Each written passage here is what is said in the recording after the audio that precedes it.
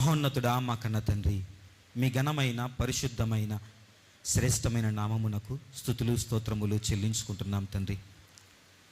తండ్రి, మమ్మల్ని ఎంతగానో ప్రేమించి మా మీద దయ చూపించి మమ్ములను నాయన తండ్రి మీ పిల్లలుగా స్వీకరించుకోవటానికి, మీ పిల్లలుగా బ్రతకటానికి నాయన తండ్రి మీరు మాకు అవకాశం ఇచ్చి ఉంటున్నారు నాయన.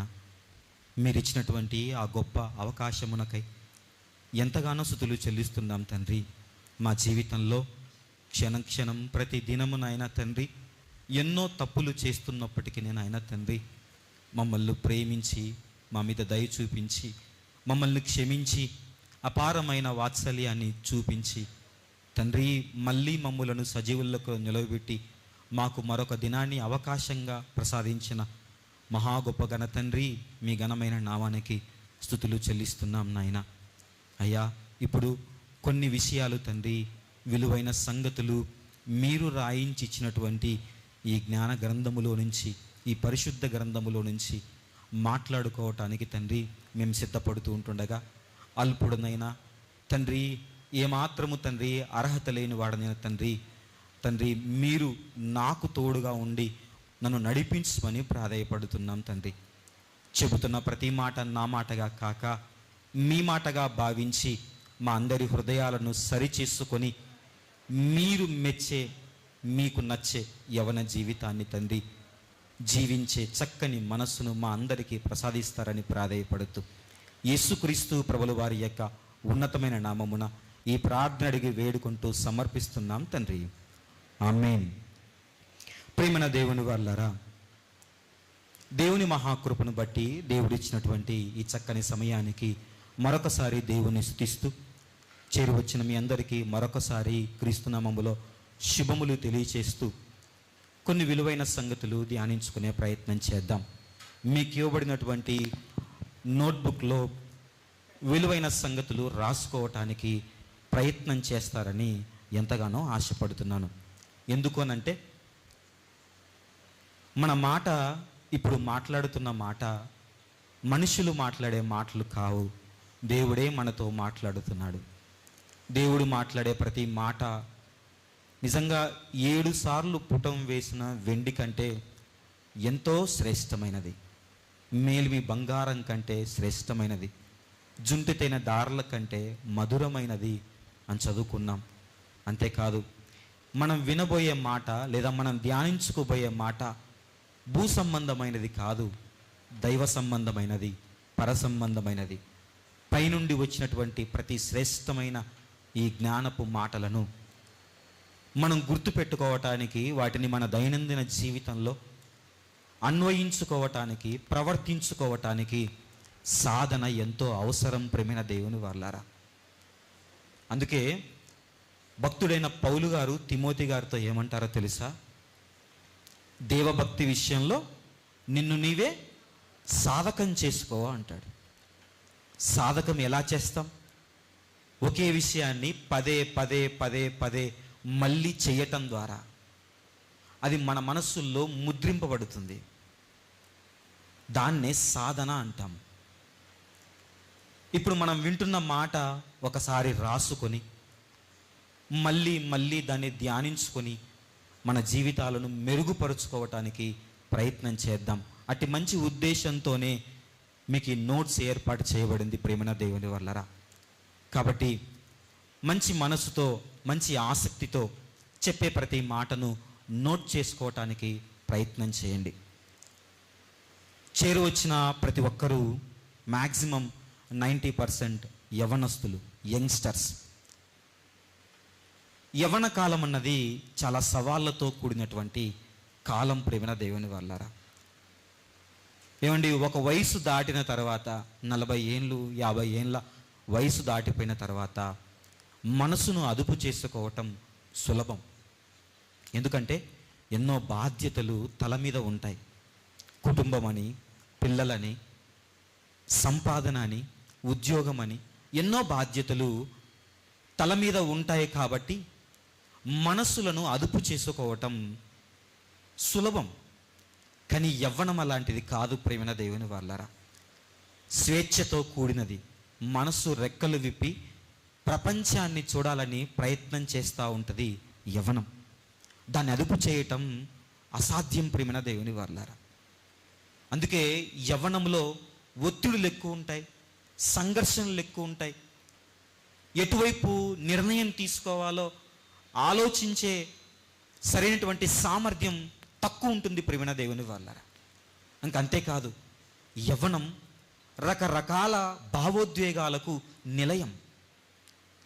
వెంటనే ప్రేమ, వెంటనే కోపం, వెంటనే సంతోషం, వెంటనే దిగులు, వెంటనే బాధ. ఏమండి, ఇవన్నీ యవ్వన ప్రాయంలోనే అడుగు పెడతాయి ప్రియమైన దేవుని వారలారా. అందుకే దేవుడు బైబిల్ గ్రంథంలో యవ్వనాన్ని చాలా స్పెషల్గా చూశాడు.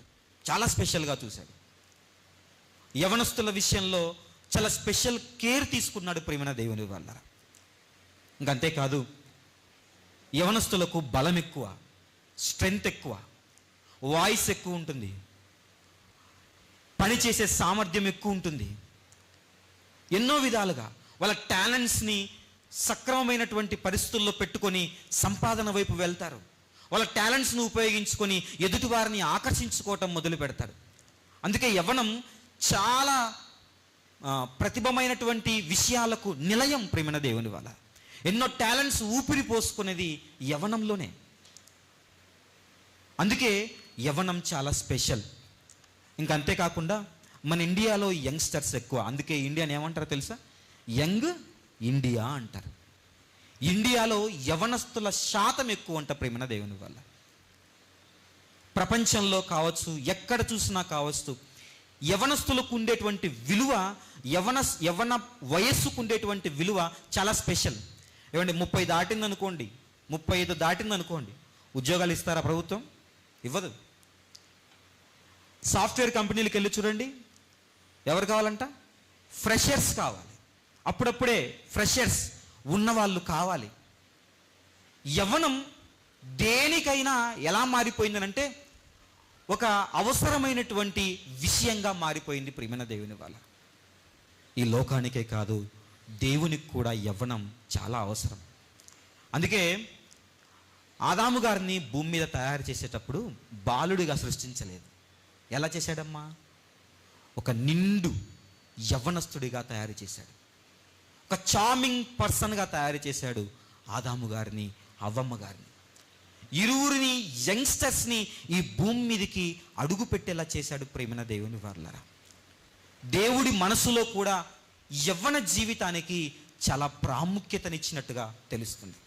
ఏమండి, ఆయన మాట, ఆయన ఆలోచన యవ్వనం విషయంలో ఎలా మాట్లాడుతున్నాడో ఇంతవరకు చదువుకున్న ఒక మాటను మరొకసారి చూసే ప్రయత్నం చేద్దాం.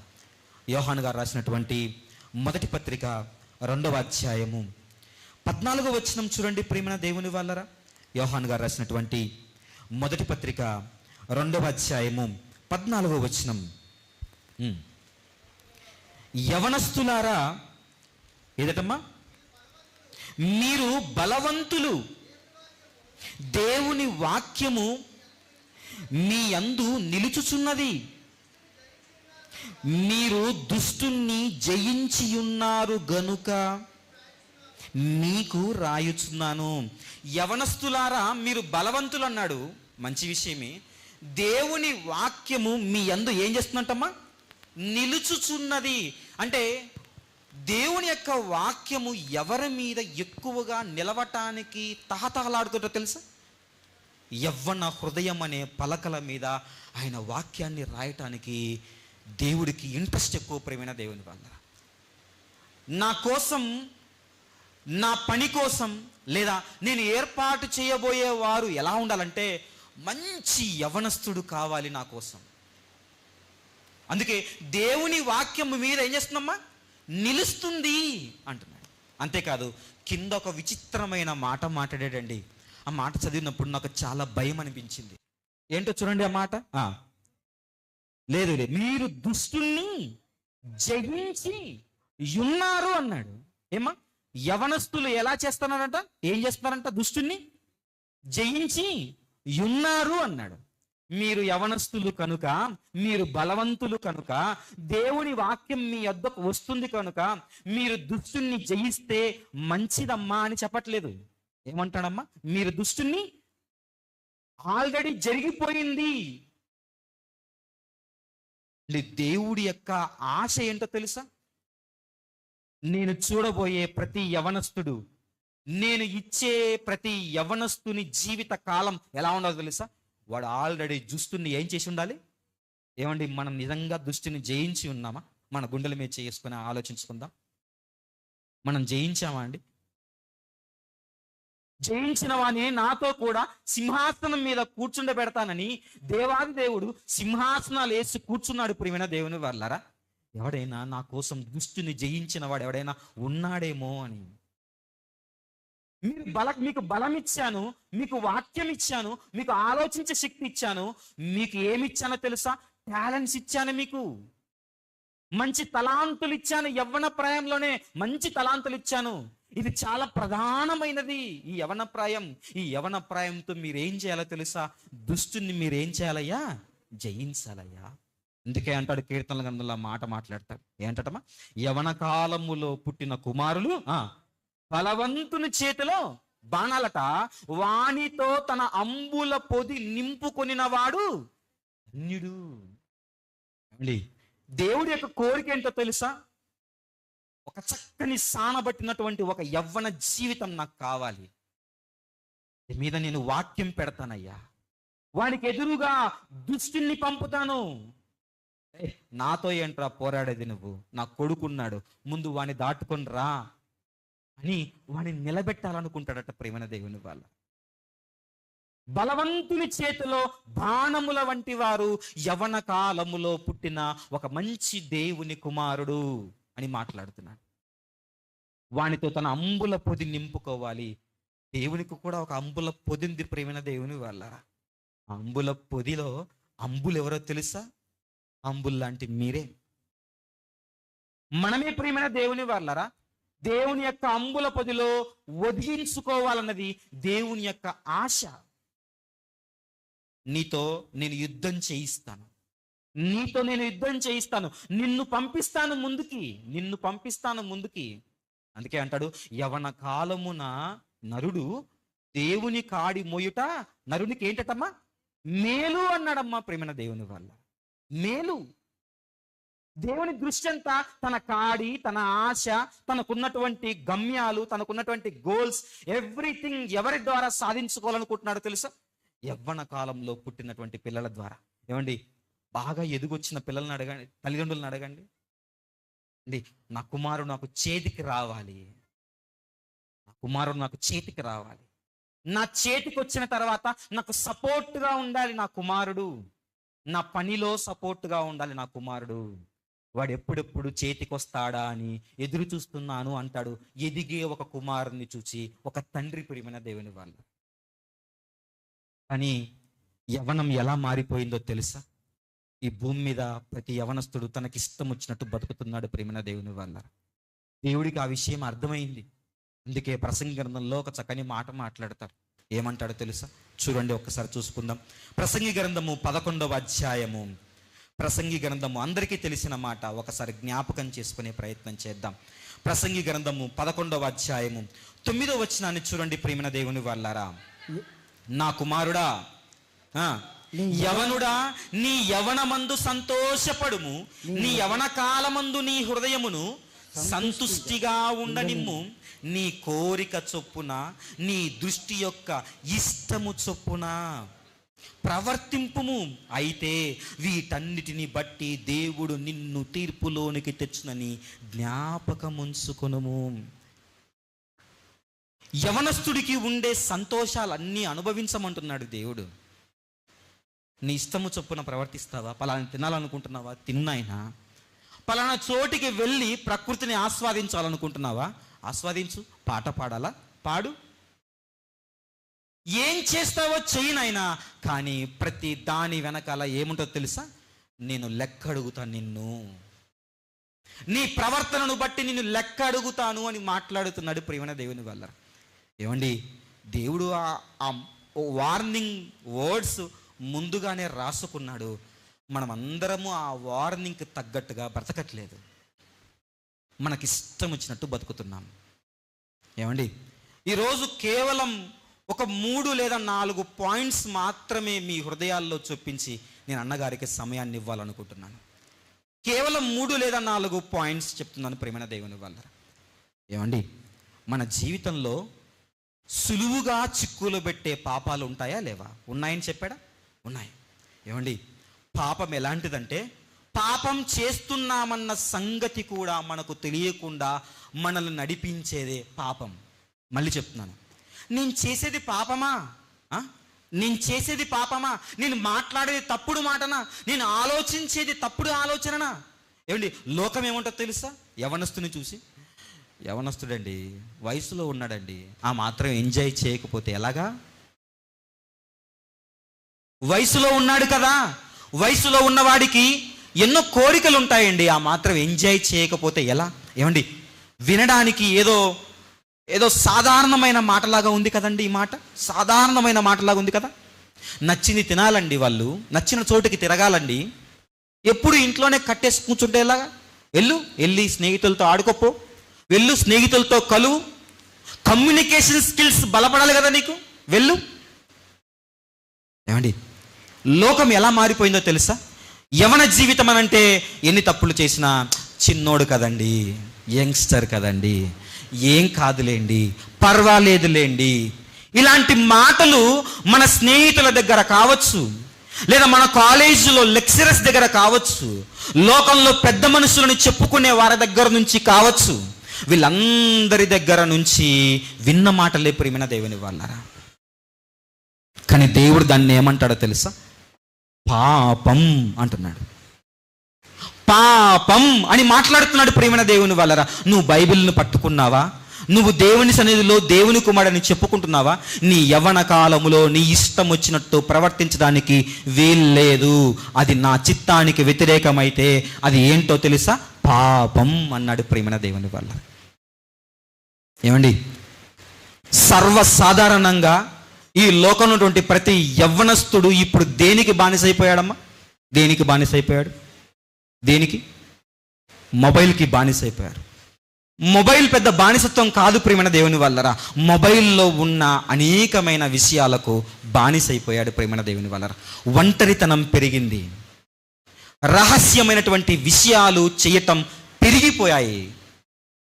మన హృదయాల్లో ఏంగా మిగిలిపోయిందో తెలుసా? మన చేతిలో ఉన్నటువంటి ఈ మొబైల్ ఒక విగ్రహంగా మిగిలిపోయిందని ఈరోజు మీకు సూటిగా చెప్తున్నాను. ఏమండి, యూట్యూబ్ వాడు, ఇన్స్టాగ్రామ్ వాడు ఏం తీసుకొచ్చాడో తెలుసా? ఇప్పుడు ఇలా అంటుంటే ఎంతవరకు వెళ్ళిపోతుందో తెలుసా? ఎంతవరకు వెళ్ళిపోతుందో తెలుసా? భూమి అయినా ఒకసారి చుట్టితే ఆగిపోతుందేమో, కానీ మన వేలు ఇలా అంటం మొదలు పెడితే అది ఆపదు ప్రియమైన దేవుని వాళ్ళరా. చూడు చూడు చూడు అంటది. బైబిల్లో కొన్ని విషయాలు రాయబడ్డాయి, చాలును అననివి కొన్ని కలవు అని. అందులో ఇది ఒకటి. చాలు అనదు ప్రియమైన దేవుని వాళ్ళరా. చూడండి, ఏ బ్రౌజర్ ఓపెన్ చేయండి, ఏ యాప్ ఓపెన్ చేయండి, నీ లిమిట్ ఎక్కువైపోయింది జాగ్రత్త అని చెప్తుందా? నువ్వు వచ్చిన దేనికోసం చూస్తున్నావు అని చెప్తుందా? చెప్పదు ప్రియమైన దేవుని వాళ్ళరా. మనమందరము మనకు తెలియకుండానే ఒక విగ్రహాన్ని మన మనస్సుల్లో కొలుస్తున్నాం. ఈ విషయాన్ని చెబుతున్నాడు ప్రియమైన దేవుని వాళ్ళరా. యెహెజ్కేలు గ్రంథము 14వ అధ్యాయము చూడండి ఒక్కసారి. యెహెజ్కేలు గ్రంథము 14వ అధ్యాయము 1వ వచనం చూడండి ప్రియమైన దేవుని వాళ్ళరా. యెహెజ్కేలు గ్రంథము 14వ అధ్యాయము 1వ వచనం చూడండి. అంతటా ఇశ్రాయేలు పెద్దలలో కొందరు నా యొద్దకు వచ్చి నా ఎదుట కూర్చుండి ఉండగా యెహోవా వాక్కు నాకు ప్రత్యక్షమై ఇలాగు సెలవిచ్చును, నరపుత్రుడా, ఈ మనుషులు తమ హృదయములలో విగ్రహములనే నిలుపుకొని దోషము పుట్టించు అభ్యంతరమును తమ ఎదుటనే పెట్టుకొని ఉన్నారు. విగ్రహం అంటే ఎదురుగా కనబడేది చలించనిది అనుకుంటున్నాం మనం. దాని వైపు చూస్తేనో, దాన్ని మొక్కితేనో, దాన్ని పూజిస్తేనో అది విగ్రహం అనుకుంటున్నాం. కొంతమంది విగ్రహాలు తమ హృదయాల్లో పెట్టుకున్నారట. ఈ మనుష్యులు విగ్రహములను ఎక్కడ నిలుపుకున్నారయ్యా అంటే ఇంట్లో కాదంట, గుళ్ళో కాదంట, ఎక్కడంటమ్మా? హృదయాల్లో ముద్రేసుకున్నారట ప్రియమైన దేవుని వారలారా. ఏమండి, ఒక్కసారి మన హృదయాన్ని ఒక్కసారి తట్టి చూడండి, ఎన్ని విగ్రహాల లోపల ఉన్నాయో. నాకు ఎవరు ఇష్టమో తెలుసా? ఫలానా హీరో ఇష్టం. ఈడి హృదయం ఇక్కడ ఉండట్లేదంట, ఎక్కడెక్కడో తిరుగుతుందట. ఎక్కడుందంటమ్మా? ఎక్కడెక్కడో తిరుగుతుంటే హృదయం. ఈ హృదయము వీడి దగ్గర లేదు, ఎక్కడో తిరుగుతూ ఎవరెవరో చుట్టూ తిరిగి వచ్చి వాళ్ళని తమ హృదయంలో నింపుకుంటున్నాడు. ప్రియమైన దేవుని వాళ్ళారా, ఏరా రాత్రంతా, ఏరా ఉదయం లేచిన తర్వాత కళ్ళన్నీ ఎర్రగైపోయాయంటే, ఆ అమ్మాయిని చూసిన తర్వాత నాకు నిద్ర పట్టట్లేదురా అంటాడట. ఏమండి, ఏ రోజన్నా దేవుడి వాక్యాన్ని చదివి నాకు నిద్ర రావట్లేదురా, మరికొన్ని మాటలు చదవాలనిపిస్తుంది అన్న సంగతి ఏమైనా మన జీవితాల్లో ఉందా అండి?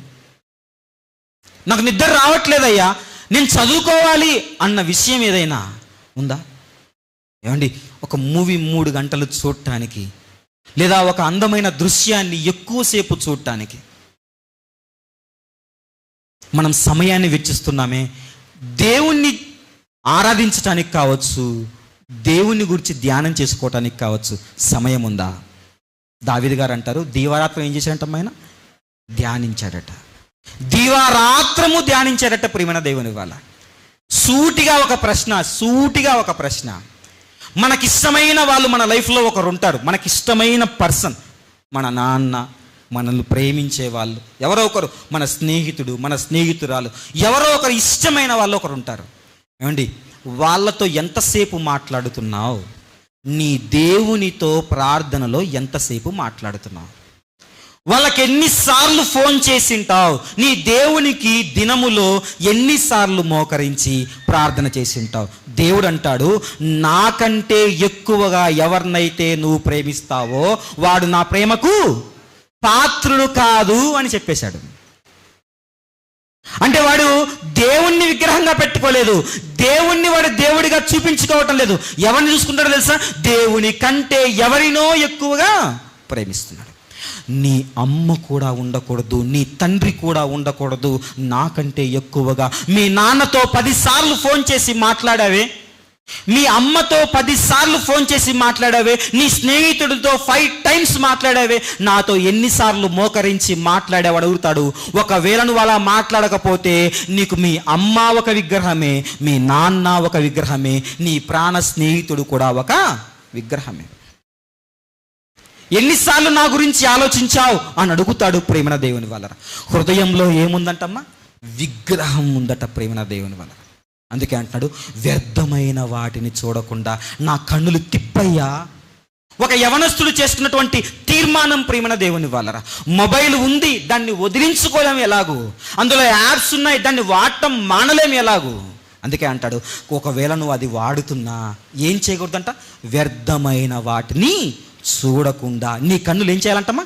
తిప్పేసుకో. చూడండి ఆ మాట, కీర్తనల గ్రంథము 119వ అధ్యాయము, కీర్తనల గ్రంథము 119వ అధ్యాయము 37వ వచనం చూడండి ప్రియమైన దేవుని వల్లరా. 37వ వచనం, కీర్తనల గ్రంథము 119వ అధ్యాయము 37వ వచనం, వ్యర్థమైన వాటిని చూడకుండా నా కన్నులు త్రిప్పివేయుము, నీ మార్గములో నడుచుకున్నటకు నన్ను అయ్యా చూడరాని కార్యాలు నా కళ్ళకు కనిపించకుండా దయచేసి నా తలను తిప్పయ్యా అని చేసిన ప్రార్థన మన జీవితంలో ఉందా? నెంబర్ 1 పాయింట్ అడుగుతున్నాను ప్రేమన దేవుని వల్ల, మీ హృదయంలో దేవుని కంటే ఎవరికైనా ఎక్కువ స్థానం ఉందేమో ఆలోచించండి. దేవునితో ఎక్కువసేపు గడుపుతున్నావా? దేవుడి మాటలు ఎక్కువ వింటున్నావా? ఇంకేదైనా ఎక్కువ వింటున్నావా? అది నీ చదువైనా కావచ్చు. ప్రియమైన దేవుని వల్ల మళ్ళీ చెప్తున్నాను, నీ చదువుకున్న గమ్యం నీ దేవుని పని ఉండాలి. దేవుడికి ఏదైనా ఒకటే, అమ్మనే నాన్ననే నాకంటే ఎక్కువగా ప్రేమించద్దన్నాడు. అలాంటిది నీ చదువు, నీ ఎగ్జామ్, నీ ఉద్యోగము ఏదైనా సరే నా తర్వాతే ఏదైనా అంటున్నాడు ప్రియమైన దేవుని వల్ల. అందులో నువ్వు తీర్మానం చేసుకోవాల్సింది, దావీదు వరలే ఒక ప్రార్థన చేయాలి ప్రతిరోజు. అయ్యా వ్యర్థమైన వాటిని చూడకుండా నా కన్నులను త్రిప్పేయి. పాపాన్ని నీ కంట కడబడుతున్నప్పుడు తిప్పేసుకునే మనసు నీలో రావాలి, తిప్పేసుకునే ఆ తీర్మానం, ఆ అలవాటు నీలో రావాలి ప్రియమైన దేవుని వల్ల. అయ్యో నేను అటువంటి వాటిని విననన్నా, అటువంటి వాటి దగ్గరికి నేను రానన్నా, అటువంటి వాటిని నేను చూడనన్నా, అటువంటి వాటి విషయంలో నేను ఆలోచించను. అవన్నీ ఏంటో తెలుసా? వ్యర్థమైనవి అన్నాడు ప్రేమన దేవుని వల్ల. ఇంకా చూడండి చక్కని మాట, ఇదే కీర్తనల గ్రంథము 4వ అధ్యాయము, ఇదే కీర్తనల గ్రంథము 4వ అధ్యాయము 2వ వచనం చూడండి ప్రేమన దేవుని వల్లరా ఏం మాట్లాడుతున్నాడో. నరులారా ఎంతకాలము నా గౌరవమును అవమానముగా మార్చెదరు, ఎంతకాలము వ్యర్థమైన దానిని ప్రేమించెదరు, ఎంతకాలము అబద్ధమైన దానిని వెదకెదరు. ఏమండి, ఎంతకాలమయ్యా నువ్వు వ్యర్థమైన దాని చుట్టూ తిరుగుతావు? ఎంతకాలం వ్యర్థమైన దానిని ప్రేమిస్తున్నావు? మన జీవితంలో ఏది వేస్టో దాన్ని ఎక్కువగా ప్రేమిస్తున్నాం ప్రియమైన దేవుని వాళ్ళరా. మనం ఈరోజు మనస్ఫూర్తిగా యథార్థమైన హృదయముతో ఈ సదస్సు అయిపోయేలోపు మన మనస్సుల్లో కొన్ని కల్మషాలు, కొన్ని అలవాట్లను మానుకొని ఇక్కడి నుంచి వెళ్ళాలన్నదే ఆలోచన ప్రియమైన దేవుని వాళ్ళరా. దేవుడు అడుగుతున్నాడు, ఎంతకాలమయ్యా వ్యర్థమైన దాన్ని ప్రేమిస్తున్నావు?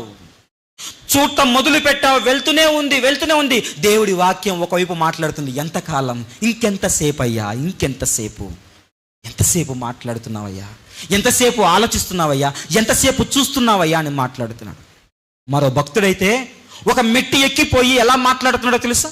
యోబు గ్రంథము 31వ అధ్యాయము, యోబు గ్రంథము 31వ అధ్యాయము మొదటి వచనం చూడండి ప్రియమైన దేవుని వల్లరా. ఏదంటమ్మా? నేను నా కన్నులతో నిబంధన చేసుకొంటిని, కన్యకను నేను ఎలాగూ చూచుదును, అలాగూ చేసినలా పరమనున్న దేవుని ఆజ్ఞ ఏమగును. నా కన్నులతో నేను ఒక నిబంధన చేసుకుంటున్నాను. నిబంధన ఏమండి? ఒక తీర్మానం చేసుకున్నట్ట, ఫిక్స్ అయిపోతున్నాడట. ఏమన్నా తెలుసా? నేను నా కన్నులతో ఇదిగో వ్యర్థమైన దాని వైపు చూడను, ఒక కన్యకను నేను ఎలాగూ చూతును. బా, ఎంత చక్కగా ఉంది, ఎంత చూడముచ్చటగా ఉంది, ఎంత అందంగా ఉంది. ఇటువంటి అమ్మాయి నా జీవితంలోకి వస్తే ఏమండి ఏమని ఆలోచించుకుంటారో తెలుసా? నేను వివాహం గురించి ఆలోచిస్తున్నానండి, నా జీవిత భాగస్వామి గురించి ఆలోచిస్తున్నానండి, నా లైఫ్ పార్ట్నర్ గురించి ఆలోచించుకునే రైట్ కూడా నాకు లేదా? దానికి మీ అమ్ముంది, మీ నాన్న ఉన్నారు. నీ సొంత నిర్ణయాలు తీసుకోవటానికి దేవుడు ఒప్పుకోవట్లేదు. దాని కిందనే ఏమంటున్నాడు తెలుసా? అలాగూ చేసినలా పరమునున్న దేవుని ఆజ్ఞ ఏమగును. తన మనసుతో తాను ప్రశ్న వేసుకుంటున్నాడు ప్రేమైన దేవుని వల్ల. నో, నా లైఫ్ అలా ఉండడానికి వెళ్ళలేదు. ఒకవేళ ఇంతవరకు మన లైఫ్ ఏమైనా ఇటువంటి పొరపాట్లు చేస్తూ ఉంటే వెంటనే ఈ దినం నుంచి దేవుని ఆజ్ఞకు లోబడి మానుకునే ప్రయత్నం చేద్దాం ప్రేమన దేవుని వల్ల. నెంబర్ టూ చూడండి, తిమోతి గారు రాసినటువంటి 2వ పత్రిక 2వ అధ్యాయము చక్కని మాట అక్కడ మాట్లాడుతున్నాడు. తిమోతి గారు రాసినటువంటి 2వ పత్రిక 2వ అధ్యాయము 22వ వచనం చూడండి ప్రియమైన దేవుని వాళ్ళరా. 22వ వచనం, నీ యవనేచ్ఛల నుండి పారిపొమ్ము. ఏదంటమా? పవిత్ర హృదయులై ప్రభువునకు ప్రార్థన చేయు వారితో కూడా నీతిని విశ్వాసమును ప్రేమను సమాధానమును వెంటాడము.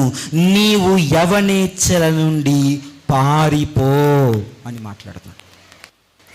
పారిపో అంటే నాలుగో పుట్ పాయింట్ ఏముంచాడండి? విడిచి పారిపోమ్ము. మనం పారిపోయే వాళ్ళంగా ఉన్నామా? ఆహ్వానించుకునే వాళ్ళంగా ఉన్నామా? నాకెవ్వరు ప్రపోజ్ చేయట్లేదబ్బా, నాకెవ్వరు ప్రపోజ్ చేయట్లేదు, చాలా టెన్షన్ అయిపోతుంది, నా అందం మీద నాకు ఏమన్నా డౌట్ వచ్చేస్తుంది. నువ్వు చక్కగా ఉన్నావురా నాయన, నీకు వచ్చే ఆలోచన నిన్ను చెడగొట్టేస్తున్నాయి. ఆహ్వానించుకునే వారిలా ఉండద్దు. నువ్వు కయ్యూనుతో నీ వాకిట ఏం పొంచుందంటమ్మా? పాపము పొంచి ఉంది అని మాట్లాడాడు ప్రియమైన దేవుని వలన. పొంచి ఉండడం అంటే ఎప్పుడెప్పుడు దొరుకుతాడా, ఎప్పుడెప్పుడు వలేసి లాగుదామా అని ఎదురు చూస్తూ ఉంటుంది పాపం. అలాంటిది నువ్వు కొంచెం గ్యాప్ ఇస్తివా, నువ్వు కొంచెము దానికి లూజ్ అయిపోతివా, నిన్ను మింగేస్తుంది ప్రియమైన దేవుని వలన. ఎవడిని మింగుదునా ఏమండి? యవనేచ్ఛల నుంచి పారిపో అని మాట్లాడుతున్నాడు. ఈరోజు మీకు అందరికీ ఒక వింతైన విషయాన్ని పరిచయం చేస్తాను. దావీదు గారు రాసినటువంటి మొట్టమొదటి కీర్తనలో ఒక వింతైన విషయం దాగి ఉంది. ఏమంటాడు? దుష్టుల ఆలోచన చొప్పున నడువక, పాపుల మార్గమున నిలువక, అపహాసకులు కూర్చుండు చోట కూర్చుండక, నడవద్దు అన్నాడు, నిలవద్దు అన్నాడు, కూర్చోవద్దు అన్నాడు. మరి ఏం చెయ్యాలయ్యా అంటే ఏమంటాడు తెలుసా? ఏం చేయాలమ్మా? యెహోవా పారిపో అని మాట్లాడుతున్నాడు ప్రియమైన దేవుని వలన. నువ్వు నడవద్దు. ఎక్కడ? దుష్టుల ఆలోచనలు నీ పక్కలో ఉన్నప్పుడు నువ్వు వాడితో కలిసి నడవద్దు. ఏం చేయాలి? నువ్వు పారిపో. అపహాసకులు కూర్చుండు చోట ఫ్రెండ్స్తో సరదాగా అలా చల్లగాలి, పిల్లగాలి, అబ్బో అలా సరదాగా. అపహాసకులు కూర్చుండు చోట కూర్చోవద్దు. ఏం చేయాలి? నువ్వు పారిపో. తర్వాత దుష్టుల ఆలోచన చొప్పున నడవక, అపహాసకులు కూర్చున్న చోట కూర్చుండక, పాపుల మార్గమున నిలవద్దు. నిలవద్దు, కూర్చోవద్దు, నడవద్దు. ఇంకేం చేయాలి దేవా నేనేనంటే, పాపం దగ్గర నుంచి నువ్వు ఏం చేయాలి తెలుసా? అర్జెంటుగా నువ్వు పారిపో. పారిపోయే యవనస్తులు కావాలంట ప్రియమైన దేవుని వాళ్ళరా. నువ్వు ఎందుకు బలవంతుడివో తెలుసా? పరుగు పందెంలో నిన్ను మించిన వాడు ఎవడు ఉండకూడదు. ఎందుకు? ఎక్కడి నుంచి పరుగు పందెం అది? పాపము నుంచి ప్రభువు వైపు పరిగెత్తాలి ప్రియమైన దేవుని వాళ్ళరా. మనం ఎలా ఉంటామో తెలుసా? వెంట పడే వాళ్ళంగా ఉంటున్నాం, పారిపోయే వాళ్ళంగా లేము. మనం రివర్స్ వెంట పడే వాళ్ళంగా ఉంటున్నాం. ఎన్ని న్యూస్లు చూడలేదండి ప్రియమైన దేవుని వాళ్ళరా. వెంటాడి వేటాడి చచ్చిపోయిన వాళ్ళు, వెంటాడి వేటాడి జీవితాలను నాశనం చేసిన వాళ్ళు ఎంతమంది లేరు? వీడు మనిషా మృగమా అనిపించుకోలేదా ఎంతమంది? వెంటాడే వాళ్ళంగా ఉంటున్నాం ప్రియమైన దేవుని వల్ల. వెంటాడే వాళ్ళంగా ఉండకూడదు. మనం ఎలా ఉండాలి తెలుసా? పారిపోయే యవనస్తుడు. యవనస్తుడు ఓ రోజు ఇలాగే పారిపోయాడు. ఎలా పారిపోయాడు? స్టైల్గా పారిపోలేదు, బట్టలు ఇప్పేసి పారిపోయాడు ప్రియమైన దేవుని వాళ్ళారా. అది పారిపోవటం అంటే. అలాంటి వాడిని దేవుడు ఎన్నుకున్నాడు, అలాంటి వాడిని తనకు సాక్ష్యంగా పెట్టుకున్నాడు ప్రియమైన దేవుని వాళ్ళారా. అలాంటి వాడిని వైపే తన చిత్తాన్ని నిలబెట్టుకుంటున్నాడు. వాడురా బలవంతుడు, పారిపోయేవాడు బలవంతుడు. నువ్వేంట్రా పారిపోతున్నావు పిరికి పందా అనిపించుకోవడానికి మనకు అలా ఆలోచించాల్సిన అవసరం లేదు ప్రియమైన దేవుని వాళ్ళ. లోకం ఎన్నో మాటలంటది.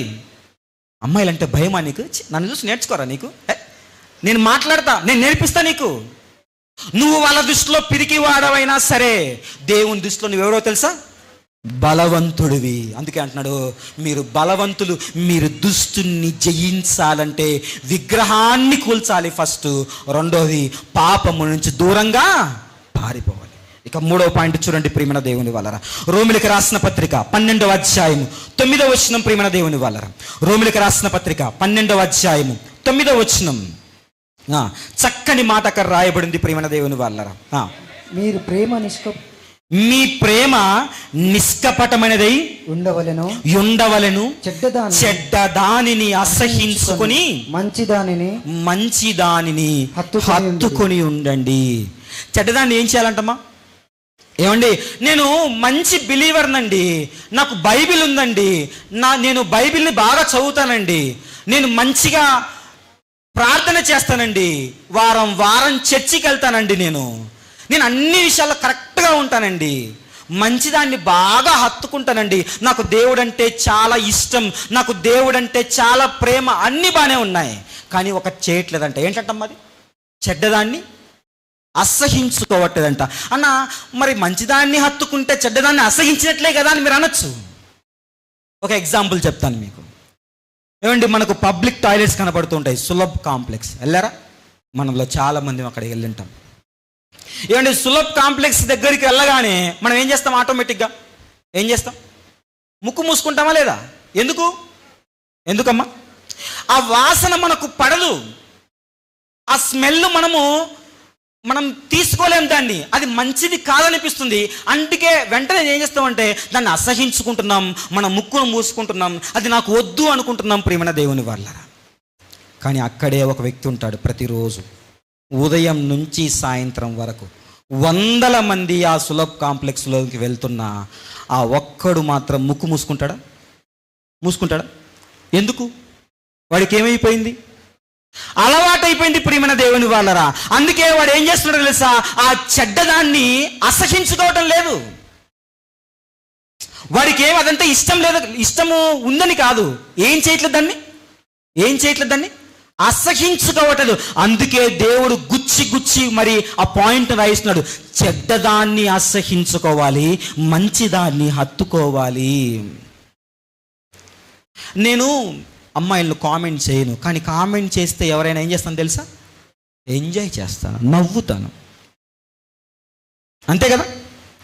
నాకు అమ్మో ఎటువంటి వ్యాపకాలు లేవమ్మా, ఎటువంటి ఇదే లేవు. రోడ్డు మీద ఒక అమ్మాయి ఒక అబ్బాయి జంటగా వెళ్తుంటే ఆహా చూడ ముచ్చటిని జంట, ఆహా ఎంత బాగున్నారు, చిలక గోరింకల్లాగా.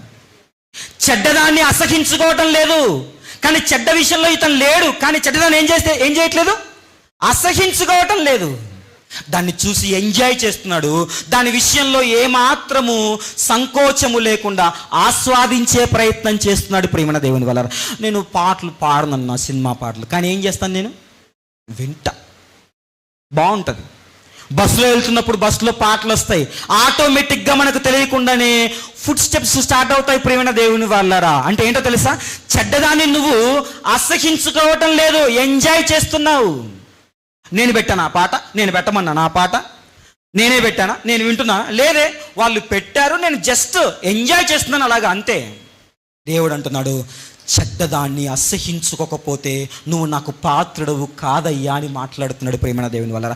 ఈ రోజు నుంచి మనం అలవాటు చేసుకోవాల్సిన ఒక విషయం, ఎక్కడైనా చెడ్డదాన్ని కనబడుతుందా, అందులో నీకు పాలు పంపులు లేకపోయినా నువ్వు దాని విషయంలో అసహ్యం పెంచుకోవటం మొదలు పెట్టాలి.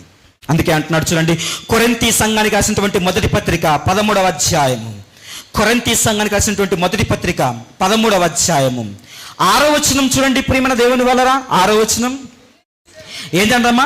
దుర్నీతి విషయమై సంతోషపడక సత్యమునందు మాత్రమే సంతోషించు. నీ సంతోషాలు దుర్నీతిలో ఉండద్దు.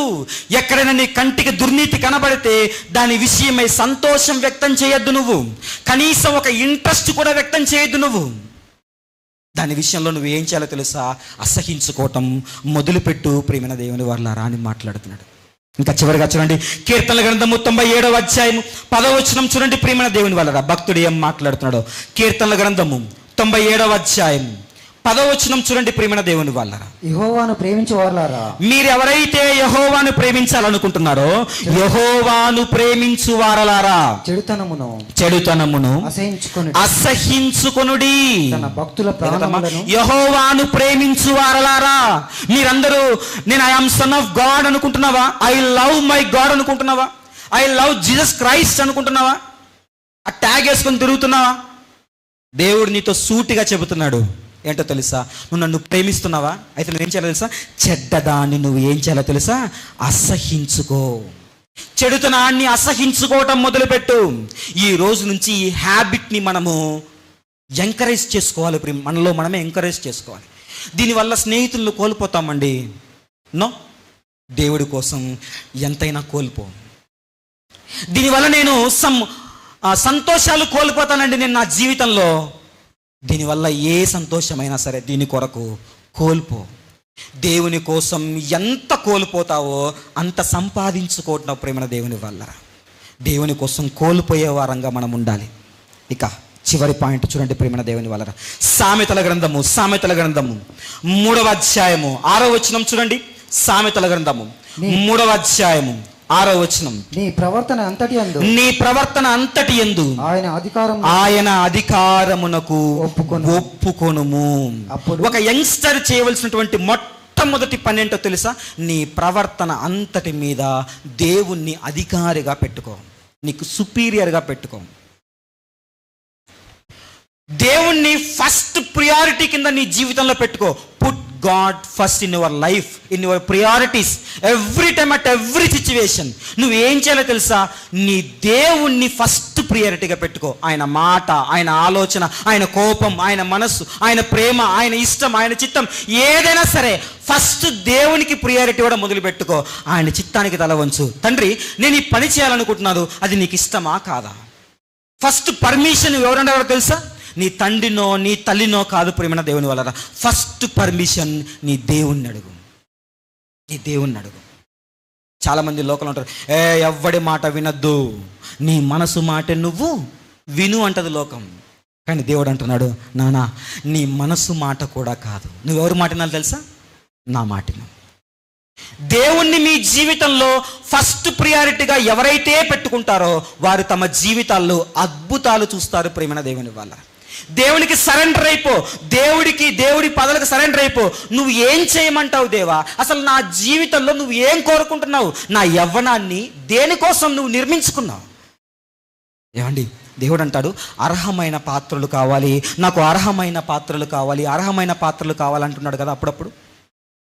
మరి దేవుడికి ఒక అర్హమైన పాత్రగా నిన్ను మలుచుకోవటం కోసం దేవుడికి నువ్వు సరెండర్ అయిపోవాలి ప్రేమ దేవుని వాళ్ళరా. ఒక చక్కని పాత్ర వలె దేవుని కళ్ళ ముందు నువ్వు ఉండాలి, సిద్ధపాటు కలిగి ఉండాలి. దేవుడికి కావాల్సింది ఎబిలిటీ కాదు, మళ్ళీ చెప్తున్నాను, దేవుడికి కావాల్సింది ఎబిలిటీ కాదు, అవైలబిలిటీ. అవైలబిలిటీ అంటే అందుకే అంటాడు సత్క్రియల యందు ఆసక్తి గల వారిని ఏం చేస్తుంట ఆయన ఏర్పాటు చేసుకుంటాడట. సత్క్రియల యందు ఆసక్తి అంటే నీకు ఇంట్రెస్ట్ దేని మీద ఉండాలి తెలుసా? దేవుని మీద ఉండాలి.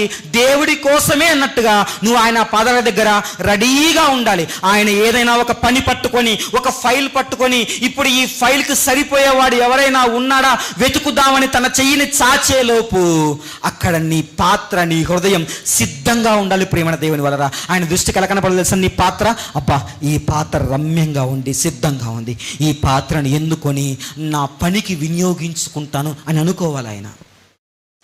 ఎంతో మంది యవనస్తులు ఉండగా దావీదునే ఎందుకు ఎన్నుకోవాలి? గొర్రెల దొడ్డులో నుంచి. ఏం వాళ్ళ అన్నవాళ్ళు పాపుల? ఏమైనా దావీదు యొక్క అన్నవాళ్ళు ఏమైనా పాపుల? ఎప్పుడైనా పాపం చేసినట్టు కనపడింది ఎక్కడన్నా బైబిల్లో? లేదే. దావీదునే ఎందుకు ఎన్నుకోవాలి? ఎక్కువ అవైలబుల్గా దేవుడికి ఉన్నాడు ప్రేమ దేవుని వల్ల. గొర్రెలు కాచుకుంటున్నాడు, వైపు ఏం చేస్తున్నాడమ్మా? పాటలు పాడుతున్నాడు, ఆకాశం వైపు చూసుకుంటూ. ఒంటరిగా ఉన్నప్పుడు దేవుని స్తుతిస్తున్నాడు, ఒంటరిగా ఉన్నప్పుడు దేవునికి దొరుకుతున్నాడు ప్రేమ దేవుని వాళ్ళరా. నువ్వు ఒంటరిగా ఉండి దేవుని ఆరాధిస్తూ ఉంటే ఈ పాత్ర నేను వాడుకోవాలనుకుంటాడు దేవుడు. ఎంతో మంది కన్యకలు ఉండగా మరియమ్మనే ఎందుకు ఎన్నుకోవాలి? అవైలబుల్గా ఉంది దేవుడికి, అవైలబుల్గా ఉంది. ఎంతో మంది కన్యకలు ఉండగా, ఎంతో మంది యవన స్త్రీలు ఉండగా ఎస్తేరమ్మనే ఎందుకు ఎన్నుకోవాలి దేవుడు? అవైలబుల్గా ఉంది దేవుడికి. దేవుడికి నీ ఎబిలిటీతో పని లేదు ప్రియమైన దేవుని వల్ల. ఎత్తు, పొడుగు, అందము, బలము వీటితో పని లేదు. నీ చదువు, నీ జ్ఞానము దేనితో పని లేదు. నీ అవైలబిలిటీతో పని. ప్రభువా నేను సిద్ధంగా ఉన్నాను, నీకు అర్హమైన పాత్రగా నన్ను వాడుకోవయ్యా అని నువ్వు ప్రార్థన చేయటం మొదలు పెడితే తన పనిలో, తన జాబులో ఘనమైన పాత్రగా దేవుని నిన్ను వాడుకోవటానికి ఇష్టపడుతూ ఉన్నాడు ప్రేమ దేవుని వల్ల. అందుకే ముందు మనం దేవునికి సరెండర్ అయిపోదాం, దేవుణ్ణి మొదటి వ్యక్తిగా పెట్టుకుందాం మన జీవితంలో. అందుకే అంటాడు మొదట ఏం చేయాలంట? ఆయన రాజ్యమును నీతిని వెతుకు. అయ్యా మరి చక్కని భార్య, ఉద్యోగము, చదువు, నా పెళ్ళి, పిల్లలు, వివాహము ఇవన్నీ ఎలా అవుతాయా అంటే దేవుడు అంటున్నాడు ముందు ఏం చేయాలి? నువ్వు నాకు సరెండర్ అయిపో. మొదట దేవుని రాజ్యమును నీతిని, అవన్నీ వచ్చేస్తాయి వెంటనే ప్రతిదీ దేవునికి ఇచ్చేస్తాడు. దేవుడు ఇచ్చేస్తాడు ప్రేమ దేవుని వల్ల. దేవుని నమ్ముకున్నవాడు నష్టపోయినట్టు చరిత్రలో లేదు ప్రేమ దేవుని వల్ల. చరిత్రలో ఎక్కడ లేదు. ప్రతి ఒక్కరు తమ జీవితంలో దేవుని కోసం ఎంత కోల్పోయారో అంత తిరిగి సంపాదించుకున్నారు. ఈ భూమి మీద నువ్వు ఒక్క విషయమందు నువ్వు కోల్పోతే పరలోకంలో ఏం కలుగుతుందంటమ్మా? 100 రెట్ల బహుమానం కలుగుతుందట. అందుకే నువ్వు ఎల్లప్పుడూ దేవునికి సరెండర్గా ఉండండి. ఇక చివరిగా ఒక మాట చెప్తాను, చూసుకోండి. కీర్తనల గ్రంథము 37వ అధ్యాయము 31వ వచనం ప్రేమ దేవుని వాళ్ళ. కీర్తనల గ్రంథము 37వ అధ్యాయము 31వ వచనం. వారి దేవుని ధర్మశాస్త్రము వారి హృదయములో ఉన్నది గనుక వారి అడుగులు అన్న. నా యంగ్ లైఫ్లో నేను అనుకోకుండానే పాపంలో పడిపోతున్నానన్నా, తెలియకుండానే పాపంలో పడిపోతున్నానన్నా. ప్రతి యవనస్తునికి ఉండే డౌట్ ప్రేమ దేవుని వల్ల ఇది. ప్రతి యవనస్తునికి ఉండే ఒక సంఘర్షణ, ఒక కాన్ఫ్లిక్ట్ ఇది. తెలియకుండా పడిపోతున్నాను అని అనుకుంటారు. బైబిల్ గ్రంథంలో దేవుడు కూడా రాయించాడు, యవనస్తుడు తప్పక ఏం చేస్తాడంటమ్మా? మరి తొట్టిల్లకుండా ఉండాలంటే. తొట్టిల్లకుండా ఉండే యవనస్తుడు లేడా? బైబిల్ గ్రంథంలో లేడా? ఉన్నాడమ్మా? ఎవరు? యేసుక్రీస్తు ప్రభుల వారు. మన వంటి దేహమే, మన వంటి ఆత్మనే, మన వంటి స్వభావమే, మన వంటి శరీరమే. అన్ని బలహీనతలు ఉన్నాయి, అన్ని శోధనలు ఉన్నాయి, ఆయనకి అన్ని అనుభవించాడు. కానీ ఏం చేశాడమ్మా? పాపంలో మాత్రము నాలో పాపం ఉన్నదని ఎవడైనా స్థాపించగలడా అన్నాడు. ఎలా జరిగింది, ఎలా సాధ్యమైంది అంటే దావీదు గారు అంటున్నటువంటి మాట, వారి హృదయాల్లో ఏముందంట? చదవండి ఆ మాట మళ్ళీ, 37-31 వచనం. వారి దేవుని ధర్మశాస్త్రము వారి హృదయములో ఉన్నది గనుక వారి అడుగులు జారవు. నీ టంగు స్లిప్ అవ్వద్దన్నా, నీ కాలు స్లిప్ అవ్వద్దన్నా, నువ్వు దేని విషయంలో పడిపోకుండా ఉండాలి అనుకోవాలనుకున్నా, నీకు ఉండవలసిన మొట్టమొదటి లక్షణం ఏంటో తెలుసా? నీ హృదయంలో దేవుడి వాక్యం ఉండాలి. నీ కాలు ఎక్కడ స్లిప్ అవ్వదు ప్రేమైన దేవుని వల్ల. మొహపు చూపుతో చూడకూడదు కదా. వాక్యం ఉంటున్నప్పుడు, వాక్యం మనసులో ఉన్నప్పుడు వెంటనే గుర్తొస్తుంది. నేను ఎలా చూడాలి? నా కన్నులతో నేను నిబంధన చేసుకున్నాను కదా, ఇది నా దేవుడికి ఇష్టం లేదు కదా, చిచ్చి నేను ఇది మాట్లాడకూడదు. ఎదుటివాడు దూషిస్తూ ఉన్నాడు, వీడు దూషించడానికి సిద్ధపడుతున్నాడు. అప్పుడు అనిపిస్తుంది, దూషణ మాటలు మీరు పలకద్దు, బూతులైనను సరస్వతులైనను మీకు తగవు అన్నాడు కదా దేవుడు. హృదయములో దేవుడి వాక్యం ఉంటే టంగు స్లిప్ అవ్వదు ప్రియమైన దేవుని వాళ్ళ. ఎక్కడికి ఏ విషయంలో సరే, నీ స్నేహితులు ఎంత బలవంత పెట్టినా లోపల ఉన్నటువంటి నీ వాక్యం నిన్ను అంత కంట్రోల్ చేస్తూ ఉంటుంది. వద్దు వద్దు వద్దు వద్దు అని కంట్రోల్ చేసి నిన్ను ఆపుతుంది ప్రియమైన దేవుని వల్ల. అందుకే అంటాడు, యవనస్తుడు దేని చేత తమ నడతను శుద్ధిపరుచుకుందరు. దేని చేత అంటమ్మా? నీ వాక్యమును. నీ వాక్యము, ఆయన వాక్యం మన హృదయాల్లో ఉంటే మన అడుగులు ఎప్పటికీ స్లిప్ అవ్వవు ప్రియమైన దేవుని వల్ల. మన అడుగులు స్లిప్ అవ్వకుండా ఉంటే మన మార్గం పరలోకం వైపు ప్రయాణం సాగుతుంది. పరలోకం వైపు మాత్రమే మన ప్రయాణం సాగుతుంది. అటువంటి ప్రయాణం మన జీవితాల్లో ఉండాలి. మొదటి నుంచి నేను చెప్పిన 5 పాయింట్లు ఒక్కసారి జ్ఞాపకం తెచ్చుకునే ప్రయత్నం చేద్దాం ప్రేమణ దేవుని వల్ల. మీ హృదయములో దేవుని కంటే ఎక్కువైన విగ్రహం ఏదైనా ఉంటే, వ్యర్థమైనది ఏదైనా ఉంటే దాన్ని తొలగించుకునే ప్రయత్నం చేయండి. ఇక తర్వాత పాపము నుంచి, పాపపు ఆలోచనల నుంచి, దుస్తుల నుంచి పారిపోవటానికి ప్రయత్నం చేయండి. ఇక తర్వాత 3వ పాయింట్, పాపాన్ని ఏం చేయాలమ్మా? మనము ద్వేషించాలి. చెడుతనాన్ని ద్వేషించాలి, చెడుతనాన్ని అసహించుకోవాలి. 4వ పాయింట్లు, నీ ప్రవర్తన అంతటిలో దేవునికి ఏం చేయాలి? నువ్వు మొదటి ప్రియారిటీ ఇవ్వాలి. నీ లైఫ్లో దేవుణ్ణి మొదటి వ్యక్తిగా పెట్టుకోవాలి. చివరిగా నీ హృదయంలో ఏం పెట్టుకోవాలి తెలుసా? వాక్యాన్ని పెట్టుకో. ఈ 5 సంగతులు పెట్టుకొని మన యవ్వన జీవితాన్ని ప్రాక్టీస్ చేసుకుందాం. దేవభక్తి విషయంలో ఏం చేయాలంటమ్మా? వీటిని ప్రాక్టీస్ చేసుకోవాలి ప్రేమణ దేవుని వల్ల. ఈ 5 విషయాలు, ఈ 5 సంగతులు మన హృదయాల్లో దేవుడు ఫలింప చేయనట్లుగా మనమందరం కళ్ళు మూసుకొని ప్రార్థన చేద్దాం. దేవుడు అట్టి ధన్యత మనందరికీ అనుగ్రహించునుగాక. ఆమేన్. దయచేసి తలలు దించండి, చిన్న ప్రార్థన చేసుకుందాం. మహోన్నతుడా, మా కన్న తండ్రి, మీ ఘనమైన, పరిశుద్ధమైన, శ్రేష్టమైన నామమునకు స్తుతులు స్తోత్రములు చెల్లిస్తున్నాం తండ్రి. మమ్మల్ని ప్రేమించిదైనా తండ్రి, విలువైన విషయాలు మాకు నేర్పించారు తండ్రి. నేర్చుకున్న మేము మా యవ్వన జీవితంలో నాయన తండ్రి, వాటి విషయంలో ఏమాత్రము త్రొట్టిల్లిపోకుండా ఎప్పటికప్పుడు మీ మాటలను మా హృదయములో భద్రం చేసుకొని వాటిని నెమరు వేసుకుంటూ, జ్ఞాపకానికి తెచ్చుకుంటూ, మా హృదయాలను గద్దించుకుంటూ, మమ్మల్ని మేము సరిచేసుకుంటూ, మా నడతలను శుద్ధి చేసుకుంటూ తండ్రి, మీకు నచ్చే, మీరు మెచ్చే మంచి యవ్వన జీవితాన్ని ఇదిగో తండ్రి మేము జీవించలాగున మా అందరికీ మంచి మనసును ప్రసాదిస్తారని ప్రాధేయపడుతూ, తదుపరి మాట్లాడబోతున్న అన్నగారిని తండ్రి మీరేనైనా తండ్రి అన్నగారికి తోడుగా ఉండి చక్కని జ్ఞానాన్ని అనుగ్రహించి మా అందరి జీవితాలకు అమూల్యమైన ఉపయోగకరమైనటువంటి మాటలు వినిపించమని ప్రాధేయపడుతూ యేసుక్రీస్తు ప్రభుల వారి యొక్క ఉన్నతమైన నామమున ఈ ప్రార్థన అడిగి వేడుకుంటూ సమర్పిస్తున్నాం తండ్రి. ఆమేన్. అందరికీ వందనాలండి.